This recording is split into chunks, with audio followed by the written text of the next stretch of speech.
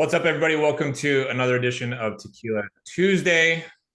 Welcome to all of you, and thanks for everybody who's going to join on demand a little bit later. Appreciate you spending some time with us. Today, we've got two special guests, not one, two special guests, Jordana Zeldin and Jonathan Mahan, and they form the Practice Lab.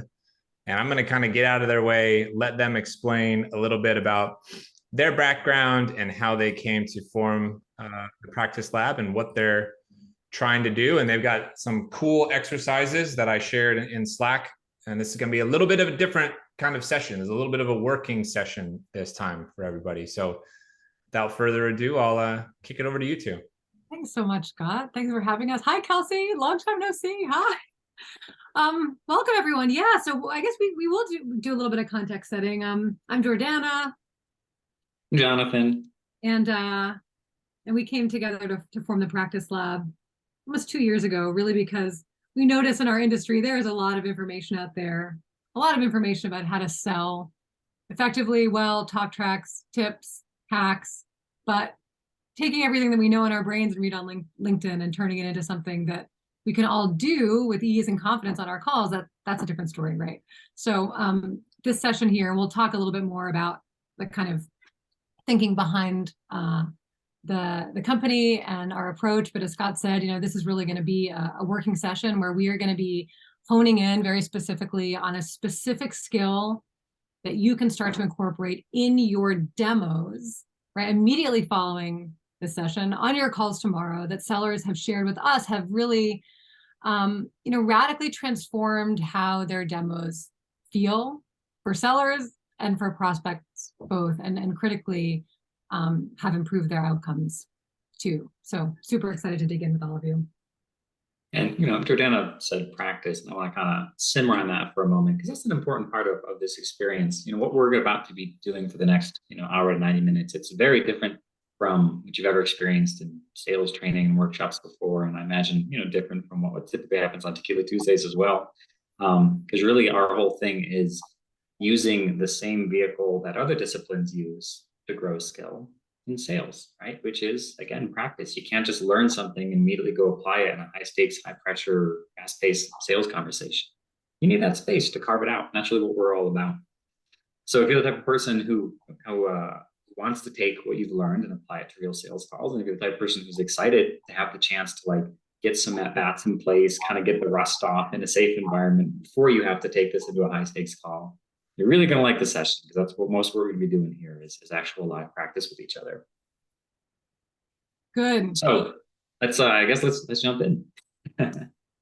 Good. So show of hands, how many of you have ever read the sage advice on LinkedIn or beyond that a demo should be a conversation and not a monologue? Here, yeah. Okay. I think most people would agree, right? So the next question is, how the hell are you supposed to do that, right? I mean, Jonathan, you have some thoughts from your own sales career, probably. Oh yeah. Well, I've been in SaaS sales for a while now, and I think for most of my career, I've always known that that's what I should be doing, right? Demos is two-way back and forth dialogues, but I feel like all too often that wasn't happening, right? Because that's a hard thing to actually do in real life. I think a lot of times when I would be selling and I'd be looking at the recordings of myself and Gong, I would just see this, right? The solid wall of purple during my demos. Anyone with me here on Team Wall of Purple? Yeah. So this conversation thing is really good. Everyone knows it, but it's hard to implement in real life. And then also thinking about some of the other good wisdom out there, who else have heard that the best demos aren't just long descriptions of the features and functions of your product and your solution, but rather you work to link back everything that you're sharing about what you do and the problems you solve directly to what matters to your prospects, right? Kind of building a business case during your demo. Has anybody heard that that's a good thing to do?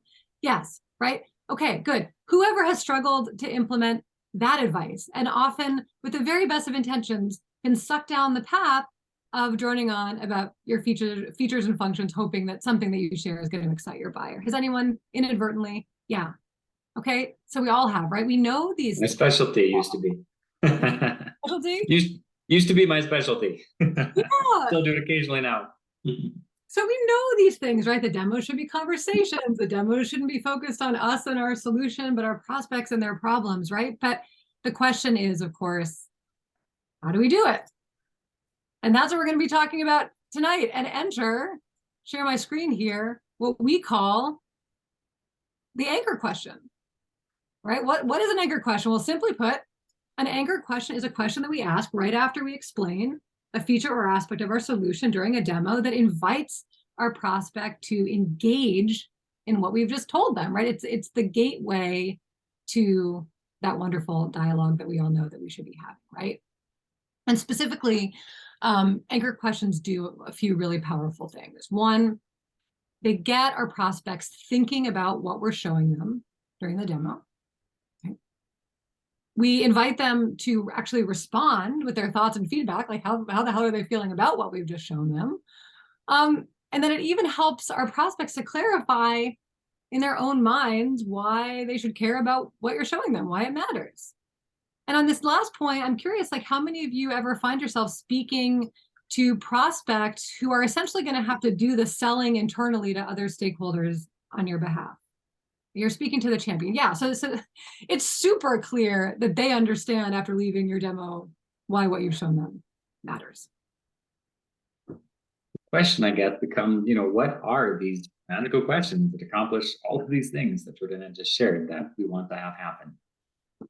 Well, while there's a lot of questions you can ask to accomplish this, we found that most of the effective questions you can ask during a demo are going to fall into one of three buckets. And we call these buckets undirected questions. We call them process questions. And we call them anchor questions. I'm sorry, value questions. Of course, they're all anchor questions. No, value questions is the third kind. So, for example, an undirected question is really an open-ended question that you share immediately after talking about your feature. That just gives your prospect an opportunity to share what's on their mind, where you aren't really directing them to one particular area or another. So maybe you've just talked about some aspect of your solution. You might close out with a question like, so what are your thoughts on what you just saw? Or maybe, how are you feeling about this so far? Or even, what was going through your mind as I shared that? Now, notice everyone, none of these questions are, do you have any questions? Or does that make sense, right? Who here has ever gotten a rich and meaningful answer from the question, do you have any questions? Not very, right? All right, so these undirected questions are here to rescue you. Yeah. Yep. So the second type are process questions. And the purpose of a process question is to get your buyer to visualize how what they've just seen on the screen would show up in their day-to-day life. So maybe you present one of your features, and in closing, you ask your buyer a question like, I'm curious where in your process you would include this step. Or maybe you ask, so when during the month do you imagine yourself consulting a dashboard like this? Or even, what other tools in your tech stack do you think you'd want to integrate this with? The purpose, again, is just to get them to visualize how what they just saw would show up in their world.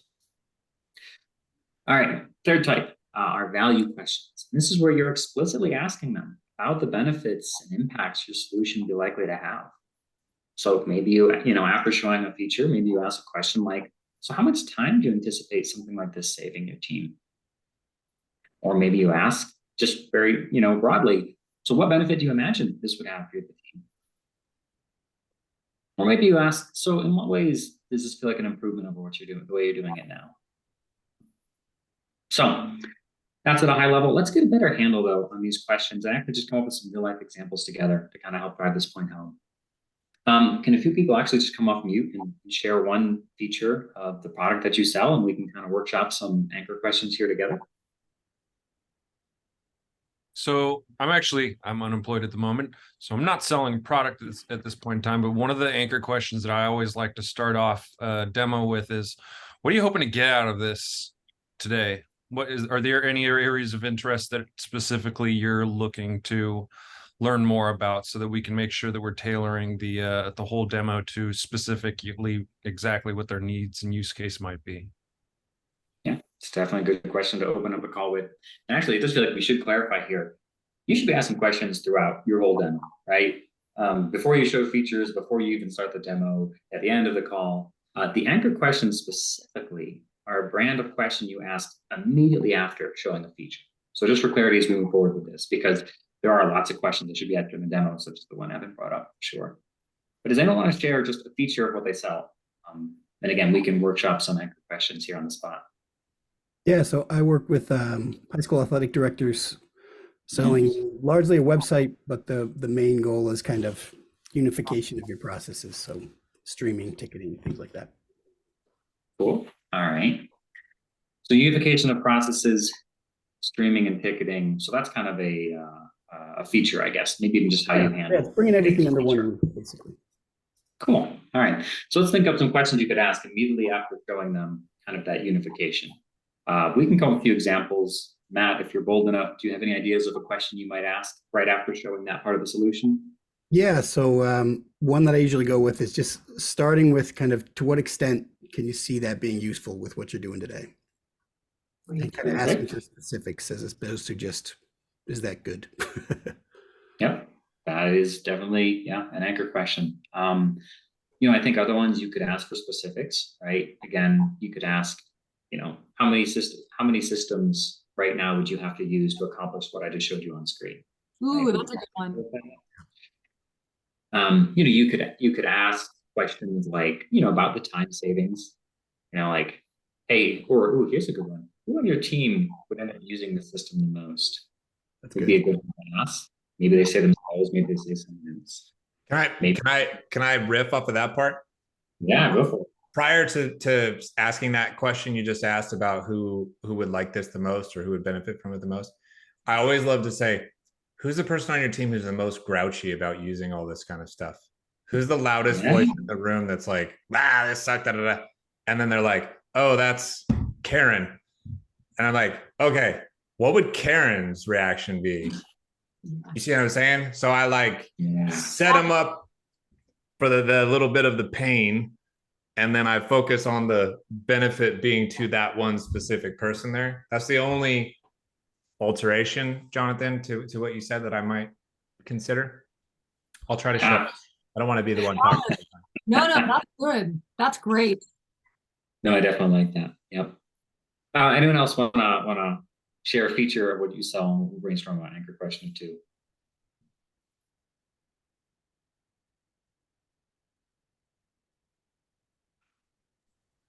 Cynthia, calling on you. Hey, sorry guys, it took me a second to get off mute. Yeah, no, I'm on the CSM side, but we definitely do demos. We have a kind of a complex project, or our product, I should say. And I mean, I guess one of the features would be it's like alerts. It's like alerts on trades, trade surveillance. So people want to they don't want to they the biggest complaint is they get too many false positives. So how do we make that better, right? And so that's like one of the features, our tool, there's ways you can make it better. Yeah. Are these alerts that people kind of customize, configure on their own, or are they just standard for everybody? That's exactly right. So they'd have to use, let's call it a calibration tool that they would, so then what it was too complicated. We now have a new release. It's much easier. But that really is what they care about. Like, because it's otherwise, if they get like 500 alerts versus 3 good ones, obviously they can do their job quicker. Yep, makes sense. So we can spitball a few ideas, but Cynthia, again, I'll give the floor to you first if you have any thoughts. After talking about that feature, what might be a question you could ask? Get the prospect talking about what they just saw. Yeah, no, exactly. I mean, I think that's like when we go over like calibration and things like that. So I'm like, how, and I always check ahead of time. I can see if they've done calibrations because there's a report, but I'll ask them like, how often do you use the tool, or how intuitive has it been for you? And they'll always say never, and they'll always say it's not intuitive, which is why I have to show them why it is intuitive. Yeah. Well, I think, in a sales setting, right, where they don't already have it, maybe a question there would be to show them the capability, show them the options, and just ask them. I'm curious, if you had this tool, how would you set up these alerts? What alerts would you want to prioritize? Right? Yeah, taking out of the abstract of, you could do this, zooming in the specifics, what alerts would you want to know about? Right? You could even ask specifically, what are some signals that you might consider noise that you might want to filter out? Right? that could be, Agreed. a way to, again, get them visualizing how it shows up in their world. That's You good. can even Yeah, ask that's the a great point. That's a great point because it's definitely highly specific depending on their trade flows. So they would have alerts in mind that would matter to them or that would be most common based on their activity. So yeah, spot on. Yeah, so that would be the way to get it in their world. So, so the process questions, right, in that situation would be, what alerts do you think you would want to set up? What do you think, what do you consider noise that you want to filter out? Those are process questions of just getting them to understand how it shows up in their world. In that situation, undirected question could simply be your thoughts on that, right? These undirected questions don't have to be too complicated. Just get them talking about it. And again, in a way that's open-ended rather than just, does that make sense? And then for a value-oriented question in that situation, you might ask something the effect of, how much time would you get back in your day if you didn't have to chase false positives, right? Or if you weren't spending your afternoons chasing false positives, what could you be doing with your time, right? Getting the way to really articulate the value of what they just saw could be an example of value. That's So- awesome. Thanks. So that's some examples. You guys feeling pretty good that you understand these questions and even the difference between the 3 types? All right, cool. Looks like we got mostly nodding heads. That's a good sign. Okay. So here's the thing. It's very good to understand the difference at this stage. However, in the middle of a demo, when you've got 6 things on your mind, it can be awfully hard to come up with them on the fly, right? Especially if you're new to the idea of asking questions following every feature. So the question then becomes, well, how do you get to a point where you are consistently asking very impactful questions that get our prospects engaged and create this rich 2-way dialogue that we're wanting? What Jonathan and I have found is to be really helpful is to actually prepare them and to practice them in advance, which is really what we're going to be spending the rest of the session doing. Now, I am about to put a link in the chat to a document called your lab manual. Click on it, open it up, make a copy, give us a thumbs up when you've got it open. Good. On page 1 of this little document, you're going to see some examples of each question type, right? Like the ones, perfect, everyone, that we've gone over. On page 2, I'll share my screen too, you will see a place for 3 features. So what we're going to do now is just take 30 seconds and in the white text boxes under the feature number, just put 2 or 3 features that you find yourself talking about most in your demos, right? And as an example of just the word feature, if I'm selling Slack, it might be message reminders or audio messages. If you're a service-based business, let's say you're selling like accounting services, a feature might be the fact that you have a quarterly financial audit for your clients, as an example. So that's what we mean when we say feature. Give us a thumbs up when you put those features in. Good. Okay. So what we're now going to do is just take 5 minutes and to give all of you an opportunity to write down some open-ended anchor questions that you could ask your prospect after introducing your feature in the demo. And try, if you can, to get 1 question type for each feature. And again, if you need a reminder of what these question types are, you can flip to page 1. And then once you've finished, just mark the question type with an X under the column of undirected, process, or value. Okay. Before we go into this little writing block, what questions does anybody have, if any? No. Okay. Set my timer and give us a thumbs up emoji when you're all done.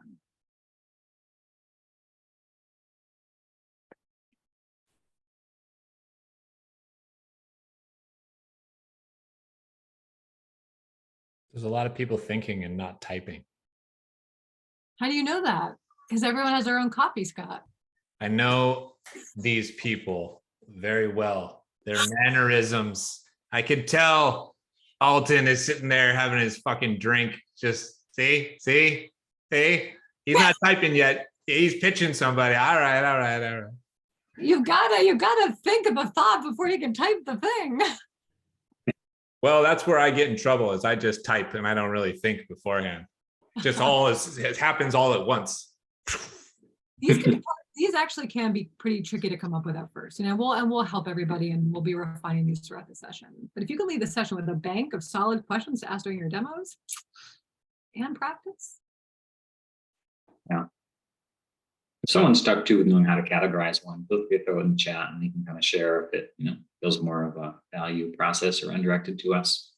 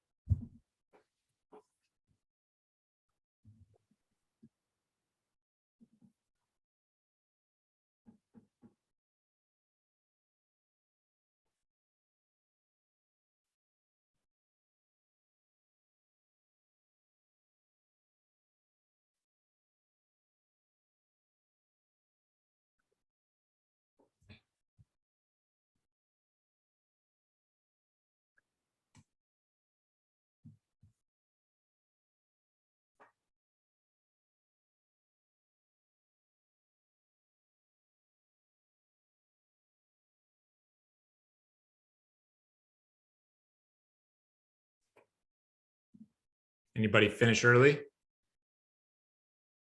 Jill. Let's start with Jill. Jill's like me. She finished the SAT in like 30 minutes and just said, "Fuck it, I'm walking out. I did what I did. Let's get out of here." What was your score, Scott? Your SAT score? Do you remember? Well, I do. I got a 1200 and I was coming down off mushrooms. Mine was terrible. So I made the genius decision to take mushrooms the night before taking the SAT. Yeah, I was like, I gotta get out of here. I gotta get out of here.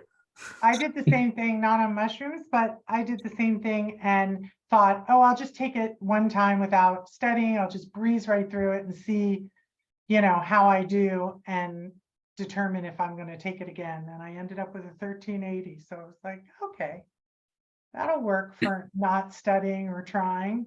Thus You know what it proving is? what too? everybody already knew. Jill is way smarter than me. Not way. But also I think it when you're not stressed about it, it changes your behavior. So speaking of not being stressed, I am or being stressed and not I'm letting it affect me. I am interviewing for jobs. I was laid off from as VP of sales in a SaaS company selling loyalty software. So I'm interviewing. I just told Kelsey I've had my 7th interview. So tomorrow, hopefully it will be an offer and timing, but I made my questions around what this company sells, not great. what I currently sell. That's really good. Yeah. Yeah, so what they sell is 3 different things, but they sell rebate technology. So big brands can offer rebates to their customers and collect data on those customers. So an example is Bausch & Lomb. They sell through eye doctors, and Bausch & Lomb has no idea who is buying their products. So this company created a loyalty program that kind of gives them a rebate, but then collects 0 and first party data so that then they can market to them and get to know them and tell them why, even if their eye doctor gets a spiff from another brand, they should still buy Bausch & Lomb. So on the rebate technology part, I just said, how would you use the money you'll make on rebates and whose budget will it map to? So it was kind of like telling them that they're going to make a ton of money on, these customers because they're buying a product they wouldn't have bought anyway. And how would they use that revenue? What? I like it. Good value-based question. Yeah. On the second, thank you.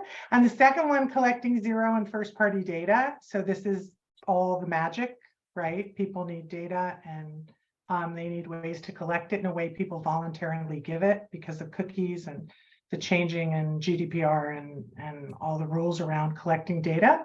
So I said, with data on your customers, it will allow you to have a direct relationship. What would you want them to know about your product? So what I was trying to get there is, do they want to educate them on features and benefits of the product? Do they want to, some other thing? What are they going to share now that they have the email addresses of these customers? And then the last feature of the product is it creates loyalty through repeat purchases and gets people to remember your brand in their mind. So I said, how will you use this data to create a repeat purchase? Discounts, special offers, sweepstakes. What goals do you have around the program? I like it. Those are great questions, Jill. All right. Who wants to follow that? Well, just send in good mojo that I get the job. That's it. You're already prepared there.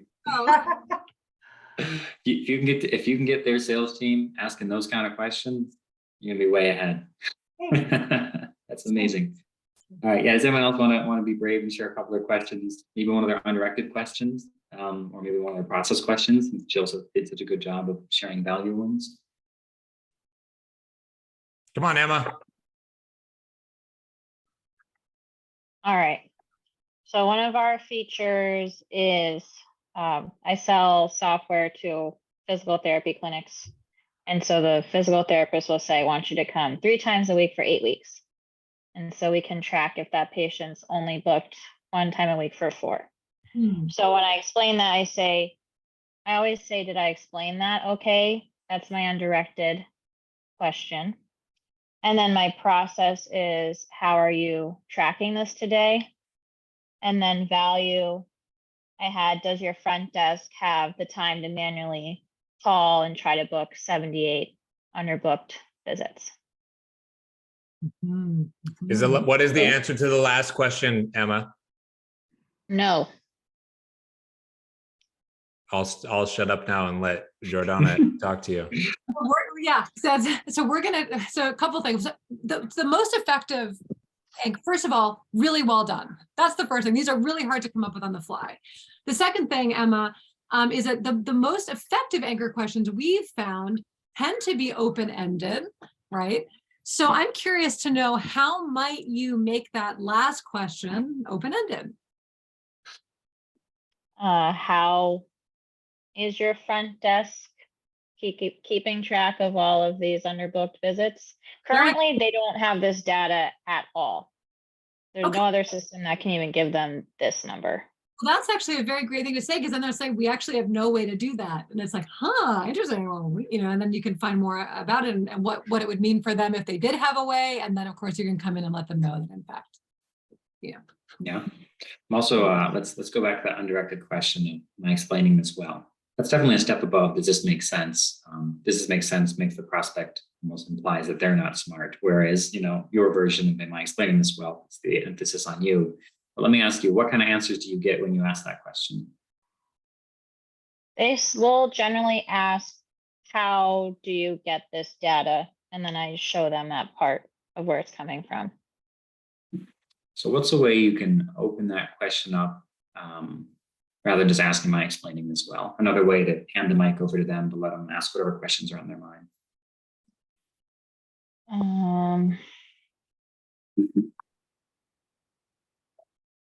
So what's a question I can ask that's open about? Yeah, just an open-ended question. How much revenue? Well, it's how much revenue are you losing from not having this? That seems pretty value, though. Yeah, that's value. Undirected is really just hand the mic over to them and let them talk about whatever's on their mind. Similar to what you shared of, am I explaining this well? But just even wider open than that. What's the best way to get a compliment on what you just did? The best way to get a compliment on what you did is to throw yourself under the bus. So you could say to somebody, which of the things that I just asked was the most confusing, or which of the things that I just described was the most confusing to you? And they'll be like, nothing was confusing, Scott. You did great. It made total sense. And keep in mind, everyone, what's really important, if the goal is getting a compliment, that's a great question to ask. I also think, Scott, if you said, which was the most confusing, that might prompt them to share something they didn't quite get, which is really Exactly. good. Ideally, what we're really wanting to do is just get them to openly share their thoughts. So it could be, Yeah. what was going through your mind as I shared that? What was most confusing about what I just shared? They probably would do both. They'd probably merge the Yeah. actual truth with, no, you did great, Jordana, you did great. Yeah, yeah, good. Okay, folks. All Anyone right. else, anyone else feeling like completely stuck on a question? They just couldn't come up with a single question. Anybody? Whenever I raise my hand, by the way, like a reaction, have you noticed that? Like an AI reaction, I feel like Zoom can tell that I'm raising my hand. Are you guys seeing a reaction on your end? No? Not So this time. my end, I just see like a hand going up. That's mine. Okay, anyway. Next level. Anybody have a question that they're like, or a feature that they're just like, I couldn't get a single question? No? I was able to come up with questions, but a lot of them I ended up putting in 2 columns. I'm not sure if that's normal or if that's because I'm fucking some shit up. But for example, the feature that I was writing about was failover and redundancy, which is a pretty common theme in a lot of the companies that I'm interviewing with. But one of the most insightful questions when talking about that is, what are the priorities when this is needed? So when you need to have redundancy and failover capabilities kick in, what is the top priority for you as an organization? So that kind of fits in undirected, but it also kind of fits in process. So I don't know if that is, what are your thoughts on that? Is that kind of the right way of looking at it, or am I fucking shit up? Like you're fucking shit up. That to me is like a process question. Jonathan, what are your thoughts? You could put in that bucket. I also think that might be a question that you even ask before you showcase the feature, to kind of help establish the need and set the stage for you to step in and be like, look how we do this. Does this meet those priorities you shared? Yes, great. So that's another possibility. Sometimes when the question doesn't seem to fit other category, it might be a question you just want to ask at the beginning. Anchor questions are questions that you ask that get them to reflect on the solution they just saw, which is subtly different from asking a question to get them to talk about a problem they have in their business. So if you're asking them a question to get them to talk about a problem they have in their business, sometimes that's better to do before you bring up the feature. Set the stage by talking about the problem. Then you talk about the feature and then say, let's reflect on what you just saw. Let's reflect on that solution I just presented. So that might be one of the reasons why it's hard to categorize them. But you might be asking questions that are more about the problem, less about the solution that you just proposed. You very diplomatically just told me I was fucking shit up, Jonathan. I appreciate it. Words. Okay, people. So we have some questions in our question banks, right? And words on a sheet of paper are good. Knowledge in our brains is good, but it is now the moment of the evening where we're going to try these on for size in some paired practice, working with a partner. Now, a couple things before we dive in. It can be very easy. We're all no strangers to this when you get broken out in a virtual something to just spend the entire time chatting and shooting the shit and not doing your practice. We are all adults here. We cannot force you to practice with a partner, but the whole reason that Jonathan and I started TPL is because we noticed just how rare opportunities to try this stuff on for size before bringing it into the wild actually is in our industry. So if you are here spending your precious time to grow and improve and develop your skills, we can make no stronger recommendation than to actually use the time to take these questions off of the page and into your mouth to get a feel for, you know, what it feels like to say them. And then also, you know, the way that we think about practice in the lab, like we don't think about practice as performance, right? So often on sales teams, when we do like role plays or whatever, we're kind of there to like show our sales manager or show our teammates how good and smooth we are, right? How much we get it.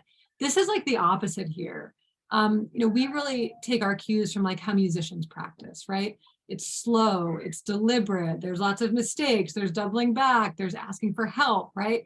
And that is the kind of practice called deliberate practice that neuroscience actually has shown makes for the most effective practice that leads to the fastest skill development and behavior change. So I just, you know, as you're meeting these partners and trying this stuff on for size, like really think of this practice as an invitation to not be smooth at all and to fuck shit up. And it's totally okay, because better to fuck shit up in these breakout rooms than on your demos with a prospect, right? But Jordana, can I ask a question first? Please, Yeah. yes. So is there anything you recommend for when in the conversation you ask undirected versus process versus value questions? Like, is there a structure or an order that you recommend?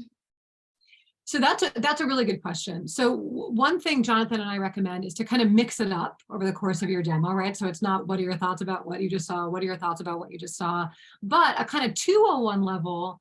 And you'll probably find this as you start to say value questions, and we'll get into this a little bit later as well, is that it can often be helpful to ask a process question before you ask a value question, to find out like how they're going to use this and then what the benefits of their using this thing might be. Because if you just go in with all value questions, those can sometimes be a little bit hard to pull off, right? Because there are questions that are You don't know enough. Pardon? You don't know enough about their needs, so you can't identify really how your product helps them. Yeah, exactly. I mean, it's that, and also like it can just be helpful for them to first identify where they see this fitting in before then thinking about the benefits. So it's like a really nice soft baby step that also risks making your value-based questions sound pushy or salesy, and we'll talk a little bit about the distinction. Gotcha. Make sure that doesn't happen later. Yeah, good. Thank you. Yeah. Okay. Yeah. All Good. right.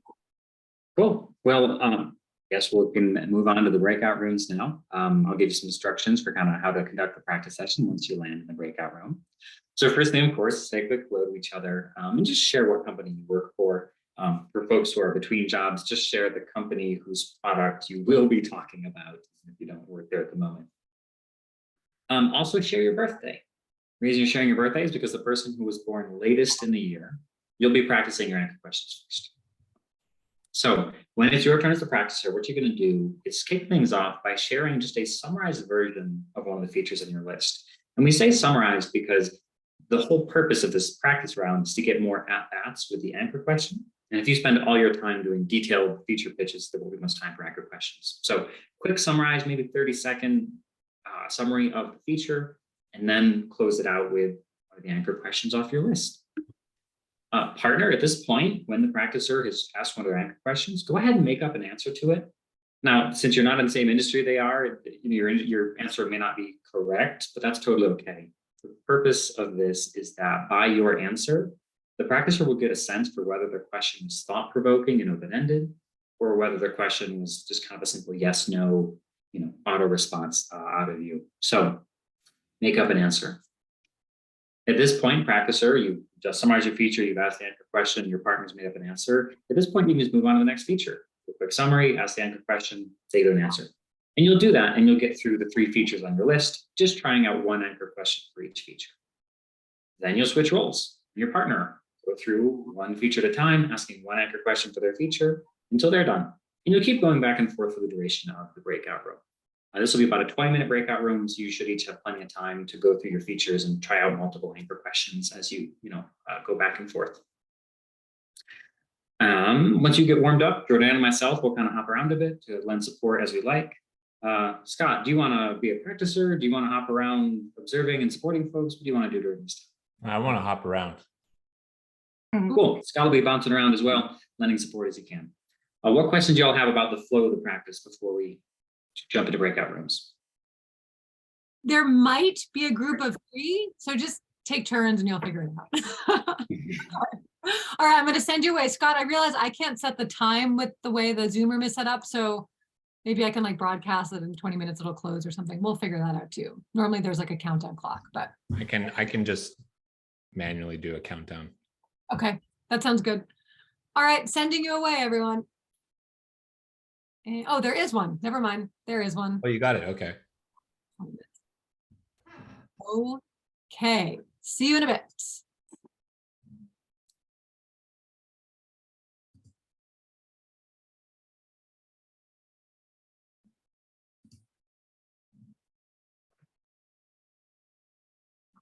Jordana, some folks in rooms on their own. You might want to I'm gonna move this person to room 6. Cool. And move this person to room 6 too. I'm also actually happy to be a practice partner since you and Scott are hopping around. might be a little bit too many cooks in the kitchen if there's three of I us. don't have hopping to. around. I don't have to say anything. I don't Might want to. break the rules. I'm trying not to be involved. I just sometimes. I've really enjoyed your involvement so far, Scott. So, all right. Actually, it looks like it worked out well. There's 2 folks in every room. I don't know where somebody went. Yeah, that's good. All right, cool. Well, I guess, yeah, we can bounce around, observe, and yeah, support as we're able. Okay. Scott, you got a room you want to pick? These are all random names to us. You got somewhere you want to start? I'll go to room 1. Okay. I'll go to room 6. All right. I'll just go to room 2, I guess. See y'all in a bit.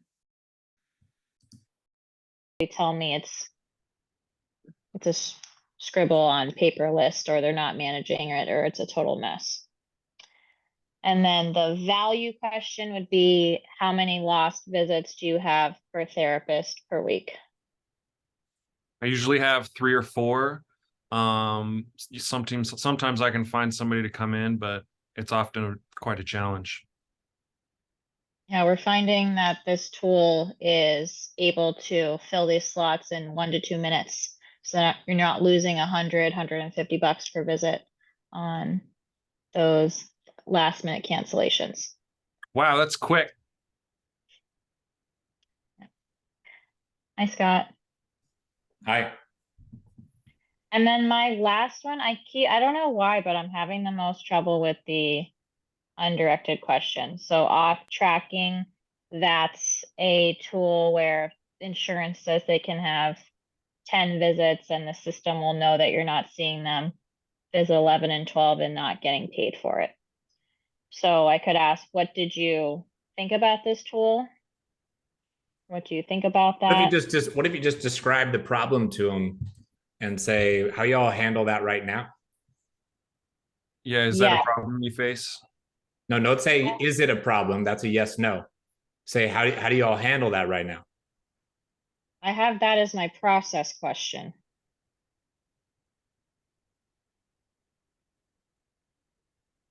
Okay, you could ask, what are the things about how you're handling it right now that don't feel good that you'd love to fix? Or what are the things that people are frustrated with over there right now? I like to ask people things where they start bitching. It's like once they go to that place, they start to get agitated and they realize like whatever we're doing right now is actually fucked. I hear the word cumbersome a lot too. So if I could say, is there anything cumbersome? And then my value is, how many hours a week do you spend dealing with this? Hold on. Don't say, is there anything cumbersome? Because that's yes, no. Say, Evan, what are some of the things that are cumbersome right now with how you guys are dealing with this? Then they have to tell you the thing. That's the difference. The other one I took off because I couldn't think of anything was support. That was my third.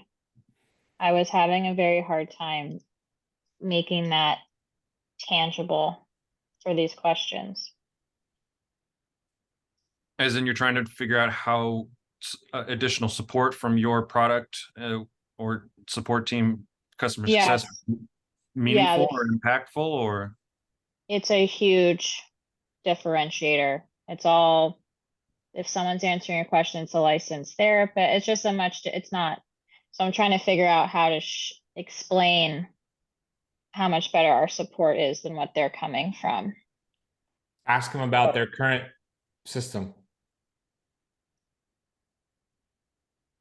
So how do you get in touch? How long does it take? I mean, I might ask a question like, so Evan, one of the reasons why people have been switching over to prompt off of Mind Body is I keep hearing that people have challenges with the support over there. Tell me about your experience with their support. Another thing that I love to say all the time, and you've probably heard me say this, is I love the magic wand. I always, I'm like, Evan, so, a lot of people. Therapy tricks again, Scott. Yeah, a lot of people have been migrating from, your system over to ours. So one of the things I've been asking people is like, if you had a magic wand over there and could fix some stuff with your current system, what would that stuff be? Something I've also experienced in scenarios where support is rather limited is how long does it take you to solve an issue when you need additional help and the product itself doesn't have all the tools and you need to get someone involved over there. How long does it take? Because then they go through, all right, here's the experience I've had, and I can go through each and every time something has come up short in this product, and I've had to reach out to support, and it's taken them either a day or two to get back to me, or when they got back to me it was the wrong person who couldn't help me, something along those lines, just so that they can start to paint a picture and start telling stories about their experiences, just to kind of dig into exactly specifically what the challenges are that they have with the limitations of support. Cool. All right, I'm going to float to the other room now. Thank you. See you. How can I help you, Evan? What do you think? Well, like I said, just The only type of provider for this kind of thing. Yeah, so everywhere else that's out there, the communication is phone call based. So basically the care manager has an Excel sheet and goes one by one calling these patients to see how they're doing, and they follow up. And the goal is to ask them a list of questions. They create a care plan, find out how they're doing, and once they hit 20 minutes of non-face-to-face communication, they get a billable event, which is national average is $64. Our software enables one care manager to essentially manage 500, and our software sends out text messages to these patients' simple phone, right? And all the communication that's happening between the patient and the care manager is auto-documented. So it saves a ton of time, and it's super efficient because in 1 minute, we could reach out to 500 patients versus calling and dialing. Ton of time saved. So then assuming you just walk through that with me, what's to get to the next level of value question? Like, I guess if we're practicing a value question. What do you think you could do with that $200,000 in payroll costs that we're saving you? Can I make a suggestion? Yes, sir. Don't say, what do you think you could do? Say, what would you do?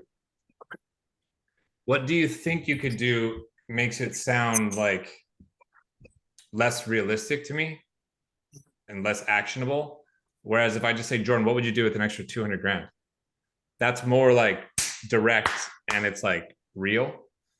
This is a microscopic critique that I recognize it's microscopic, but like I pay attention to these things and how we say stuff a ton.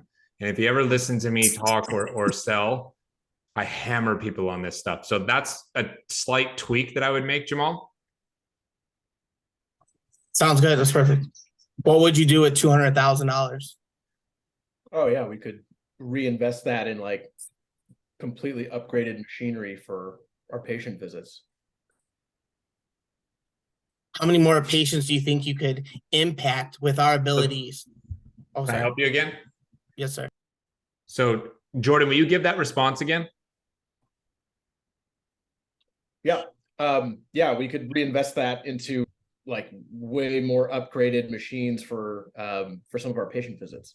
What would those upgraded machines do for you? How does that help you? Tell me more about that.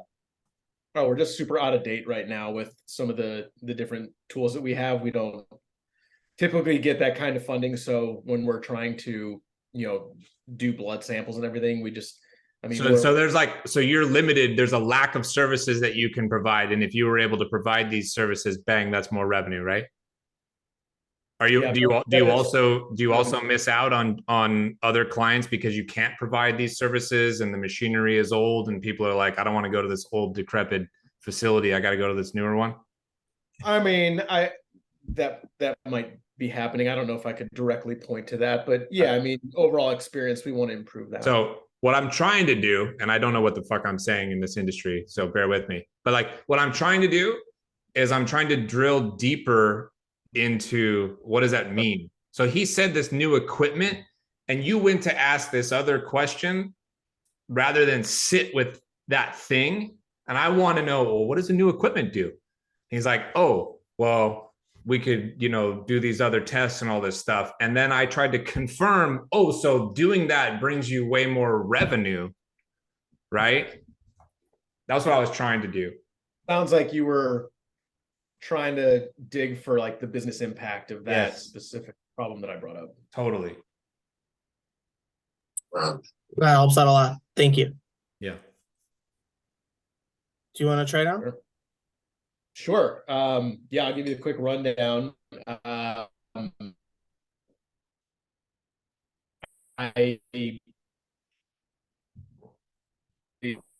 freezing up on me. So I'm also like super interested in software. So it's mass notification software. If there's a building fire, if there's an active shooter, your employer finds out about that. They're going to message all of their employees to make sure they're safe, to make sure they know what's going on, to keep them safe. So, there's unfortunately in Austin, some like shooting situations that happened just this past weekend. So whoever it might be, our emergency management, emergency response team might send out a text, email, voice call, app notification, all at the same time to any impacted employees to make sure they're safe, or even one that's more relevant. Scott, are people like everybody in Texas, or are people kind of all over the place? Didn't know if that was Jamal. I don't know where you're at. No, I'm in Austin. In Chicago. Yeah, I'm in Austin. I know when we had the snowstorm in Austin a couple of years ago, people in Chicago were laughing at me, but yeah, we were in worse shape than they were because we don't have infrastructure for that. Yeah, way worse. So I lost power, had no heat or electricity. So my HR team on Tuesday morning sent me a text, an email, an app notification, not knowing if I had Wi-Fi or just cell service, to say, hey, checking in to see if you have power, if you have heat, if you need anything from us. And it was like a survey text to be like, hey, let us know which of the following, like I have heat and power, I'm okay. I don't have heat or power. Know when it's going to come back. So different resources to help employees, and then how we continue to run the business. That makes sense. Jordan, I think you're freezing. Great. Yeah, hang on one second. Okay. I'm sorry about that. I just bought a whole insurance package. You did? Yeah, man. He had all the right questions. Yeah. The right attitude about the questions. You want to do it again so I can hear? Absolutely, Dylan. Yeah, let's encore. Do it. All right, encore. Let's go. Now we're warmed up. All right, cool. So, hey, feature number one is autofilling client information into insurance apps. Scott, you're familiar with Indio, so we're compared to Indio. These features will align with what you were familiar with. But yeah. So question number one was, hey, how's that going to impact your workflow today? What you guys just saw there? So yeah, it's definitely going to cut down the amount of time that our reps are taking in implementing this information in there. So I can already see an acceleration in that area for sure, Dylan. Awesome, love it. Cool. Question. Let's go to a different question. So Alton, after what you just saw, like, have you ever seen anything like that could make your process so much faster? Stop. No. Nope. I don't like that one. Okay. We backtrack. That's a yes, no. Okay. All right, let's do this one. All right, so Alton, how much time will that save your team today? Yeah, so based on that, it definitely could save at least a couple of hours a day from each one of our reps. And I'm being conservative actually there, because that's a lot of information that you can upload at the click of a button now. One thing you might try there is rather than just say how much time will that save you, ask them how they'll calculate how much time that will save them. Love that. How you calculate? So the way that we Because would what will happen is if you ask it that way, in theory, Dylan, they'll think a little deeper and they'll be like, okay, well, hold on a second. Like this motherfucker has to click 4 times every time there's a lead. I've got 64 reps. You know what I'm saying? It's a little more real when they get into the minutia like that, rather than just being like, well, you know, they have to do this 10 times a day. They probably save, 10 minutes. Like, right. There's a recognition there, but it's not as like excruciating. I want them to suffer through this answer. Ah, yes. I love this. Yeah, that's fantastic, actually, because then you're right. You're putting me in the mode of actually calculating my own value of your product. So Yes. yeah, that's great, Scott. Thank you. Okay. Love this. All right, we'll shift to feature number Just to 2. answer your question, Dylan, on that, the way that we would calculate it is the amount of forms or the amount of clients that they manage in a day. It's normally right now it's about 4. But that's because they're entering everything manually. But with what you're telling me, what you showed me today, I think we can probably triple that in a day per rep. And that's just, I'm just rounding it off. That's actually, a lot of backlog that could, come right up to the front very fast. Love it. That's exciting. All right, feature number 2. So we're putting in third-party data into the insurance application. So data from the internet fills out the forms for the clients. So this is unique, something even India wasn't doing. So, all right, anchor question. So Alton, after seeing the third-party data, where are all the places your team is searching and looking for these type of data today? So they're using Zoom Info, they're using LinkedIn, they're using Google. Can I make you tweak it? Yeah. Ask that same question, but add like a painful negative connotation. Okay. All right. Like, Alton, where are all the places that your folks have to go and like struggle and suffer to find all this information? Is like, you see the difference? Yes, I do. So I'll run one. So Alton, where are all the places your team has to pull up all the browser tabs on Google and dig around the internet to try to find this information today? Yes, because now I could hear the tone. You're like, dig around the internet. It's like, you're making it like, ugh. That's what you want. That's what I want. Yes. It's a huge difference because I want Alton to be like, fuck. Ugh. That's how I want them feeling. I want people to like physically suffer the pain of this conversation. So they're like, Jesus Christ, I got to solve this more than they realized before. Thank you, Scott. Big difference. Like, this is what's kind of the spice, on the questions. Like, okay. Yeah. Yeah. Right,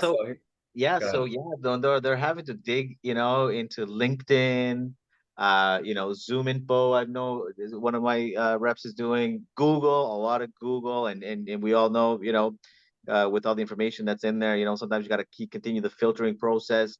So these are 3 of the main ones, and I'm sure a few of my reps have mentioned other ones as well. I'm not sure how that's going, but yeah, at least 3 or 4, Dylan. Wow, that's brutal. Yeah, definitely no fun.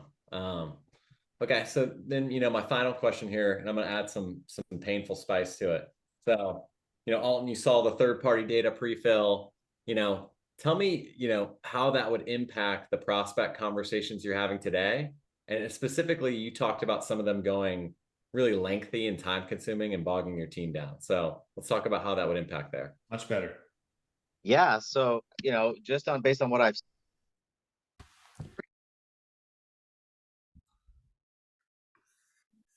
got booted. Good conversation. We all got booted.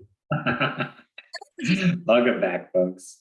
Evan, I wanted to finish what I was thinking, which is Evan was asking a question because they talk about fraud prevention a lot, was asking like, if what issues have you had with fraud prevention makes sense for an anchor question. And what I was about to say, Evan, is that makes sense to ask before you're about to tee up your feature on how you help with fraud prevention.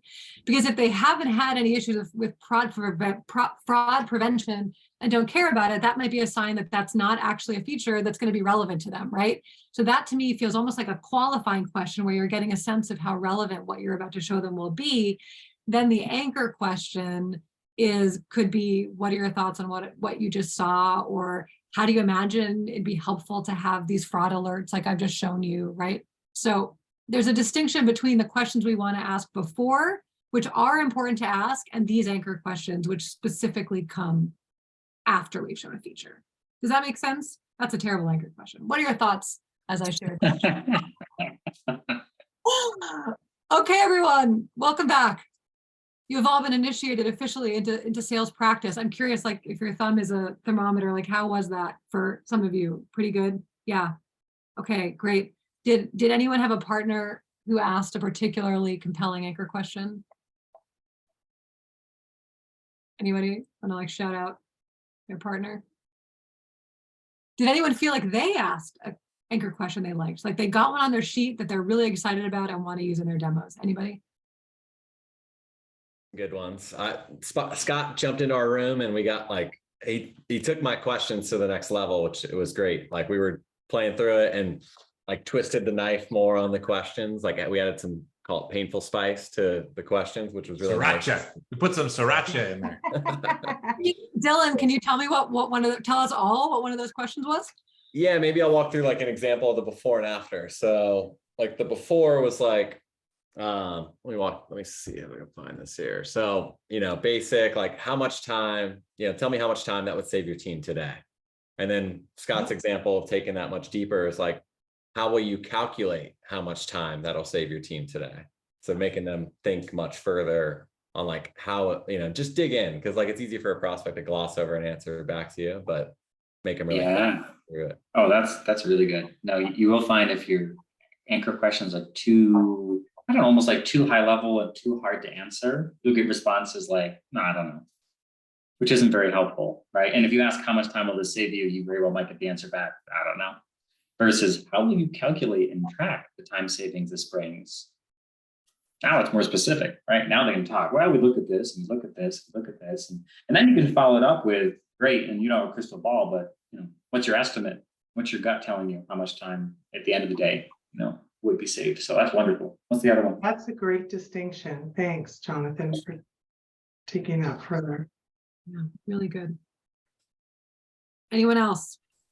Dylan, I think you said it was the second one? Yeah, another before and after. Oh yeah, another before and after. All right, here we go. So after Scott Leese.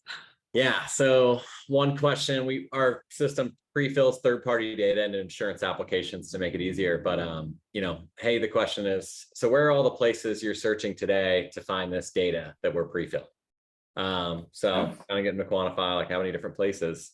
The more painful version is like, hey, so clearly you're going and digging around the internet to find all this various information. You got a bunch of Google tabs pulled up and browsers. Like, how many different places are you guys having to dig around and find this information? So just kind of making it real. It's about the disgust in his tone. That's what it's about. Painting that picture. Yeah, that's cool. All right. Anyone else want to share some questions? Michael's got one. You got one, Michael? Yeah, Jill, she did ask me a really interesting, I think her lead-in question, both Jonathan and I agreed was a pretty solid anchor question. I can't remember exactly what the question was, but we both agreed it was pretty solid. Jill, can you share that? I can't remember what it was either, but thank you. I'll have to go back and listen to the recording. And just freestyled it. Yeah, no, that is part of my challenge, is that I do freestyle it. So I like the idea of writing these down, Jordana, you said, and really thinking through what the goals are. I guess my question is, when do people get tired of all these questions? Because I tend to keep my discovery calls short, 20 minutes, and then leave them wanting more kind of thing, and set up subsequent calls. Sometimes I always leave time in my calendar if they go over, but I find that, if someone's being grilled for too long, obviously not grilled because it is a conversation, but they kind of get bored with it. So do you have any questions on that? Well, so Jonathan and I were literally talking about this today. We were like, the market has shifted, and that sellers, that prospects don't just want to sit through like 20 or 30 minutes of discovery, right? They have needs to be met. One of their needs is often to see the solution that you're offering. So one of the really nice things about using anchor questions in your demo, rather than front loading all your questions in discovery, is it really does become a give and take, right? You're able to, and this is a kind of a different skill of asking questions in advance of your feature. You can ask questions in advance of your feature to confirm that it's relevant and to kind of be your compass for how you're going to talk about the feature and what you're going to describe.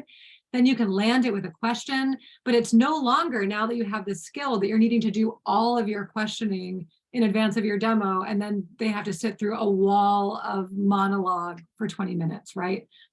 So the idea here is to really create dialogue and conversation throughout the entire process while meeting their needs by showing them what they want to see. Got it. That's great. Yeah, Scott, that sounds good. We'll be wrapping soon, Scott. Yeah, cool. Well, Okay. I think here's a question for the group too.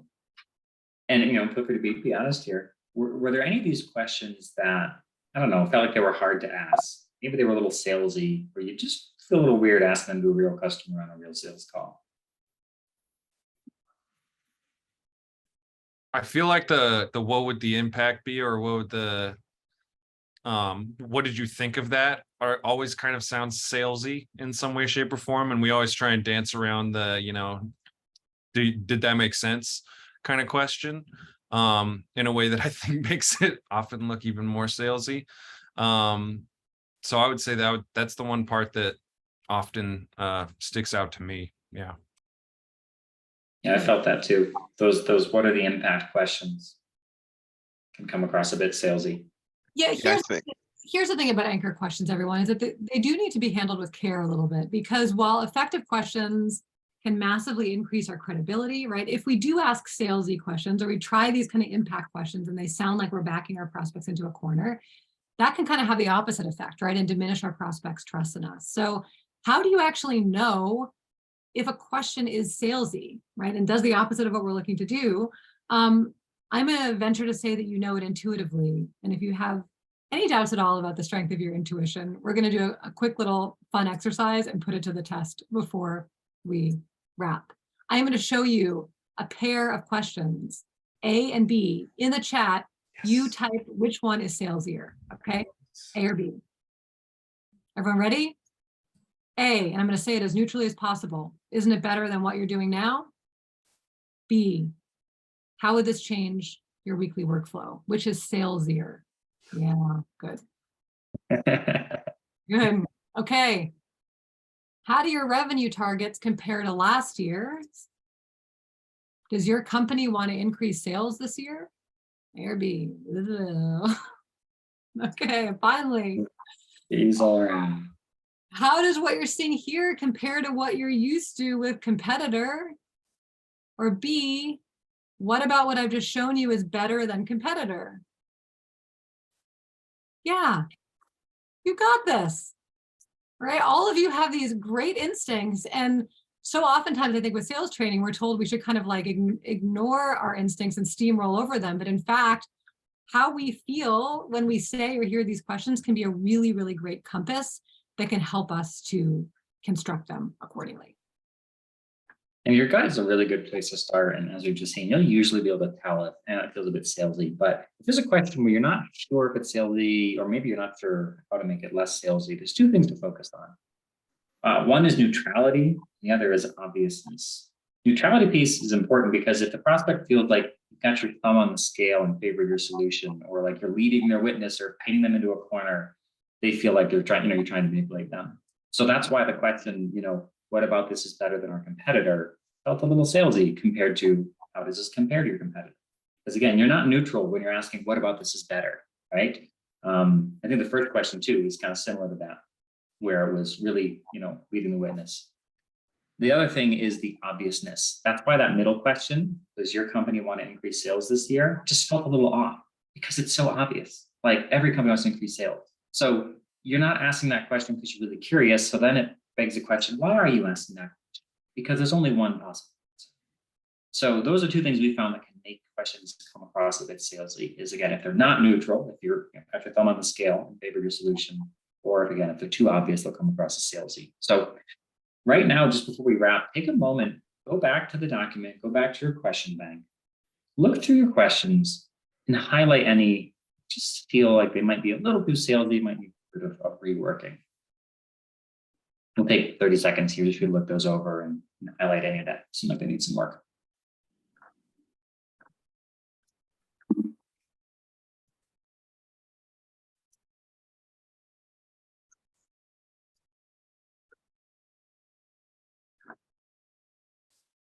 And we can even rework one of these just here on the spot. If anyone is bold enough to share a question that feels a little salesy to them, we can help you rework it right here. I know what question feels salesy. Want a controversial?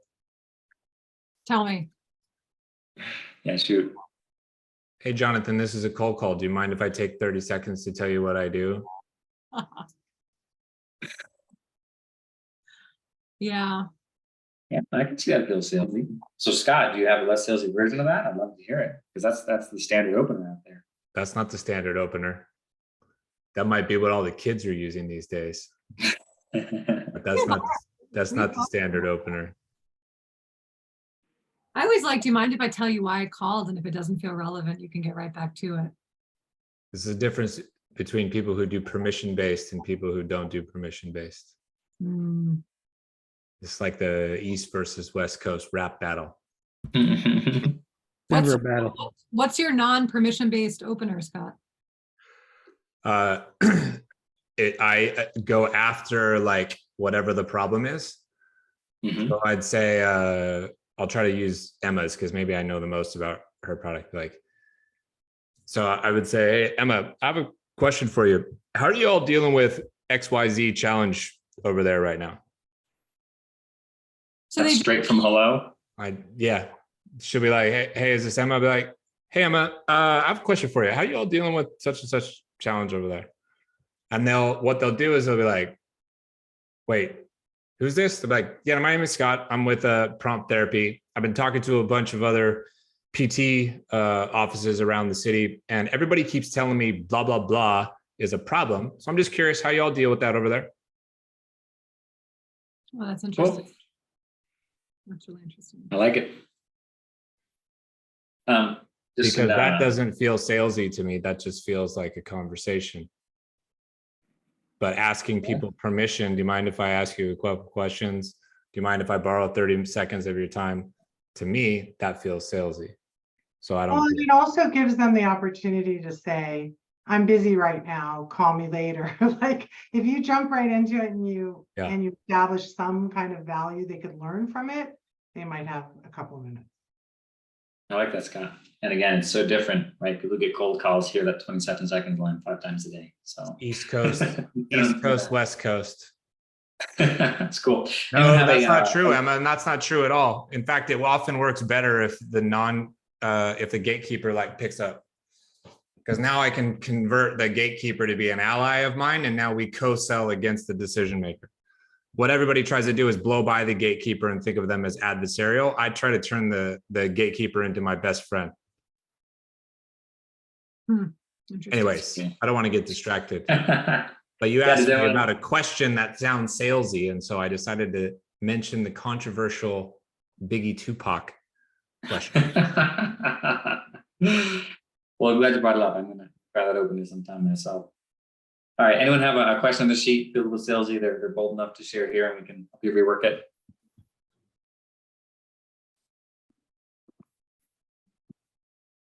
If not, and you look on your sheet belatedly, and you're like, oh, that is salesy, we invite you to tag us in your sheet, like at hello@thepracticelab.co, and we will literally hop in and help you and save you from your salesy question. I'll throw that email address in the chat so y'all can copy and paste it. So just again, share your Google Doc with us. Make sure the question that you want help with is highlighted. We'll take a look over it sometime this week and share some thoughts and suggestions with y'all. Very good. This is so great, everyone. Before we wrap, for any of you who are thinking that, yes, maybe you'd like to have more practice like this in your life, there are a couple things you can do. One is just follow us on LinkedIn if you haven't already, or connect with us. We're posting about practice like, well, I haven't been posting it this month, but we usually post about practice all the time. Jonathan, can you pop those links in the chat? Yeah, I'll put those in there. And then also we have this fun community practice event every month. It's free and the topic is objection handling. It's called Wheel of Objections. You get to show up with total strangers and learn a pretty like simple and elegant and pretty different feeling approach to objection handling that turns them from this messy moment that feels awkward and combative and tense to something really good and collaborative and fun. So Jonathan just popped the link to that in the chat. It's the third Wednesday of every month. And Scott, are we allowed to like take a picture for the info? Oh yeah, screenshot Okay. away. Screenshot away. Say anchor questions. Woo! Yeah, I think I think this. I got it. Screen share is up. You got it? All right. Yeah, I got it. Yeah. Cool. All right. Well, thanks everybody. This was really great, and I can't wait to hear reactions from people who take a look at it, and yeah, connect with Jonathan and Jordana and join their sessions, and we'll see you all next time. Cheers. We got 6 minutes. If anyone has any final questions, happy to answer before we drop off. Not sure if we covered everything, or if you still got stuff in your mind. People are good. Adios.